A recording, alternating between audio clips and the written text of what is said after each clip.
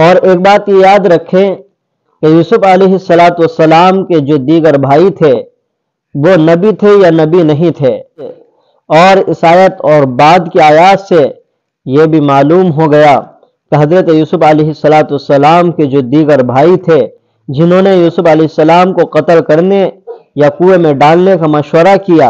اور پھر اس پر عمل کیا، اللہ کے پیغمبر اور نبی نہیں تھے، ورنہ قتل یوسف کا مشورہ اور پھر ان کو ضائع کرنے کی تدبیر، باپ کی نافرمانی کا عمل اور پھر جھوٹ بولنا کہ ایک کپڑے پر خون لگا کر لائے اور یہ کہہ دیا کہ یوسف کو بھیڑیے نے کھا لیا، یہ ایک پیغمبر کی شان نہیں ہے، کیونکہ انبیاء علیہ السلام کا سب گناہوں سے پاک ہونا اور معصوم ہونا ضروری ہے۔ اور تفسیر ماجدی میں لکھا ہے یتم نعمتہ علیک، اتمام نعمت کے تحت میں ساری دنیاوی اخروی نعمتیں آ گئی ہے، اور اس آیت کے ان الفاظ سے یہ لازم نہیں آتا کہ برادران یوسف کو بھی نبوت ملی ہو۔ اور تفسیر معارف القرآن میں بھی یہی لکھا ہے کہ برادران یوسف نبی نہیں تھے۔